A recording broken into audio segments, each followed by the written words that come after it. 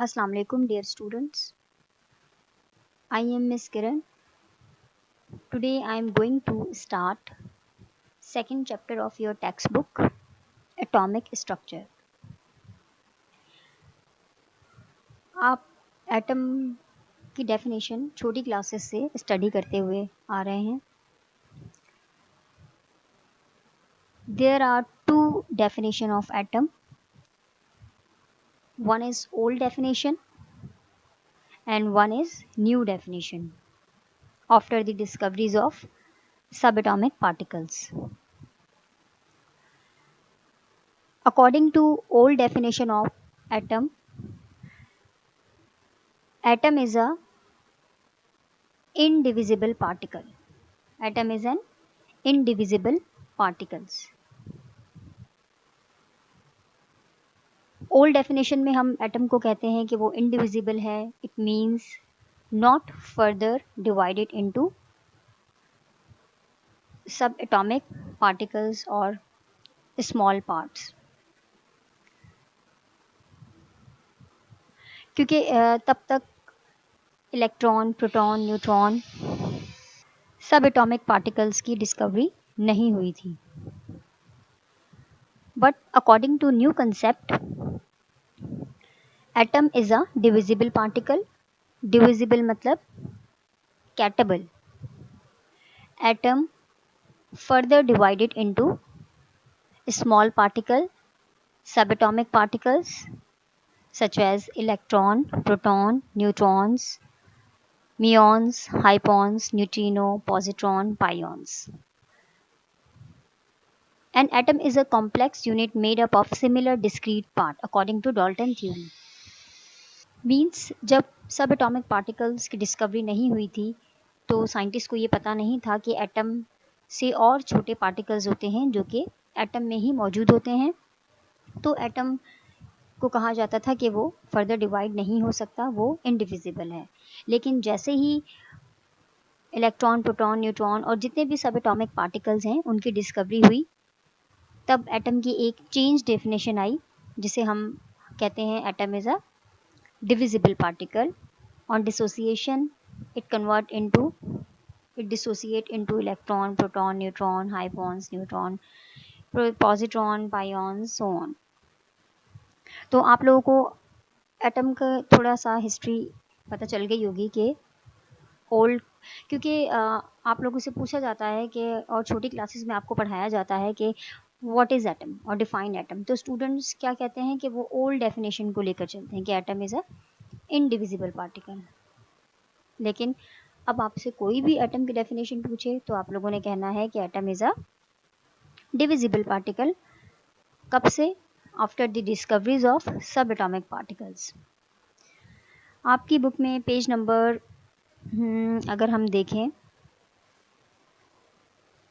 Page number 22 पे atomic structure की जहाँ से स्टार्ट हो रहा है वहाँ पर जो आपके पास प्री रीडिंग है, इंट्रोडक्शन ऑफ चैप्टर, साइंटिस्ट के बारे में लिखा है जिन्होंने एटम का इंट्रो दिया. उसमें से सबसे पहले आपके पास है डाल्टन थ्योरी. कुछ थ्योरीज आप एटम के हवाले से 8th क्लास में भी स्टडी करते हैं. According to Dalton theory, an atom is a complex unit made up of similar discrete part. Atoms are not simple compact bodies.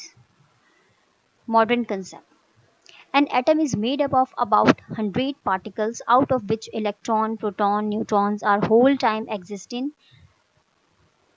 अब आप अगर यहाँ पर थोड़ा सा फोकस करें कि एटम जो है जिसे हम पहले डिविजिबल, इनडिविजिबल कहते थे और अब हम उसे डिविजिबल कह रहे हैं.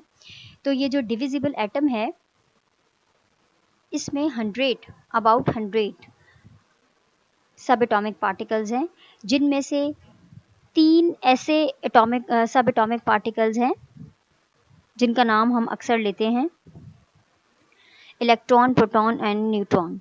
These are called as elementary or fundamental particles और base of atom. Fundamental का मतलब ही होता है कि base of atom, कि इलेक्ट्रॉन, प्रोटॉन, न्यूट्रॉन हर वक्त एटम में मौजूद होते हैं, होल टाइम एग्जिस्टिंग सब एटॉमिक पार्टिकल्स हैं. इनके बगैर एटम का वजूद ही नहीं हो सकता है, या एटम इनकी एब्सेंस में एग्जिस्ट ही नहीं कर सकता।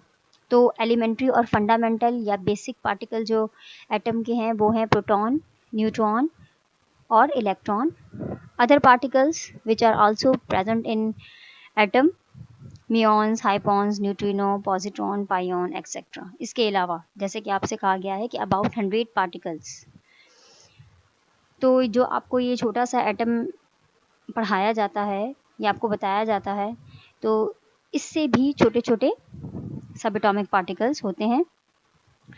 अब एटम की जो न्यू डेफिनेशन आई कि atom is a divisible particle, क्यों? After the discoveries of elementary, fundamental और सब एटॉमिक पार्टिकल्स।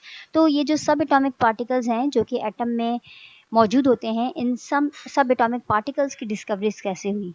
हमें कैसे पता चला कि एटम में कोई नेगेटिवली चार्ज इलेक्ट्रॉन मौजूद है? उसकी डिस्कवरी किसने की? किसने सबसे पहले इसे देखा? किसने इसे नाम दिया इलेक्ट्रॉन का? इसी तरह सेम प्रोटॉन की डिस्कवरी हम देखेंगे, न्यूट्रॉन की डिस्कवरी हम देखेंगे। तो एटॉमिक स्ट्रक्चर चैप्टर है आपका। एटॉमिक स्ट्रक्चर का मतलब ही है कि स्ट्रक्चर ऑफ एन एटम, कि किसी भी एटम के स्ट्रक्चर को आपने स्टडी करना है, मींस कि उसमें कौन कौन सी और सब्सटेंसेस मौजूद होते हैं एटम में। Discharge tube experiment. Discharge tube experiment में हम लोग स्टडी करते हैं discovery of negatively charge particle, that is electron. Discharge tube अगर आप लोग देखें, इसकी डायग्राम आपके टेक्स्ट बुक के पेज नंबर 23 पर मेंशन है। हम step by step discharge tube को स्टडी करेंगे। सबसे पहले हम उसके प्रिंसिपल को देखेंगे कि डिस्चार्ज ट्यूब जो है वो एक ट्यूब है, वो किस प्रिंसिपल पे वर्किंग करती है। फिर हम उसकी कंस्ट्रक्शन को देखेंगे कि how discharge tube is made. फिर फाइनली हम उसकी वर्किंग को देखेंगे कि डिस्चार्ज ट्यूब में किस तरह से वर्किंग हुई और किस तरह से जो नेगेटिवली चार्ज पार्टिकल हैं वो ओरिजिनेट हुए, और हमें ये बात कंफर्म हुई कि एटम जो है वो पजेस करता है नेगेटिवली चार्ज पार्टिकल। ये आपके पास डिस्चार्ज ट्यूब की डायग्राम है। मैं पहले सरसरी सा आपको यहाँ पर जो मेन पार्ट्स हैं डिस्चार्ज ट्यूब के वो एक्सप्लेन कर देती हूँ। सबसे पहले हमारे पास यहाँ पर है डिस्चार्ज ट्यूब, जो कि ग्लास की बनी हुई है।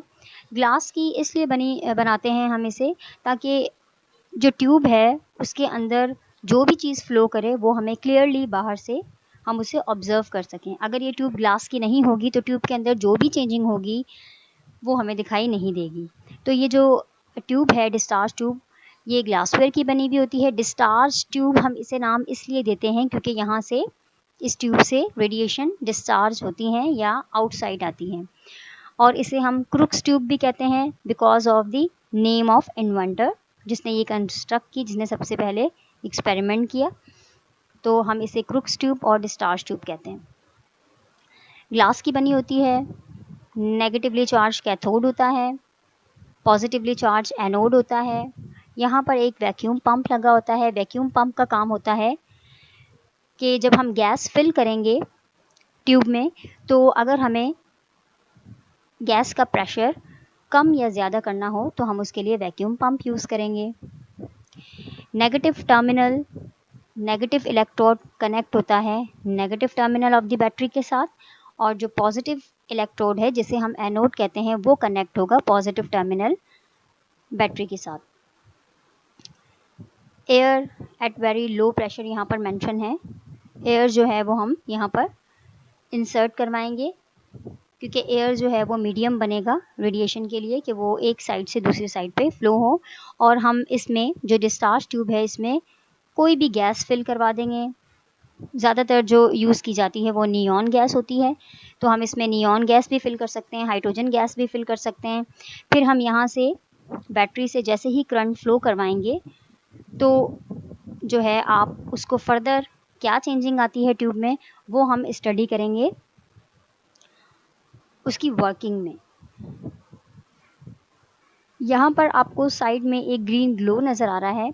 ये जो ग्रीन कलर है या जो ग्रीन ग्लो है या ग्रीन रेडिएशन आप कह सकते हैं, ये डिपेंड करता है कि आपने कौन सी गैस इसमें फिल की है। आइदर हाइड्रोजन गैस फिल की है या मीज़ॉन गैस फिल की है।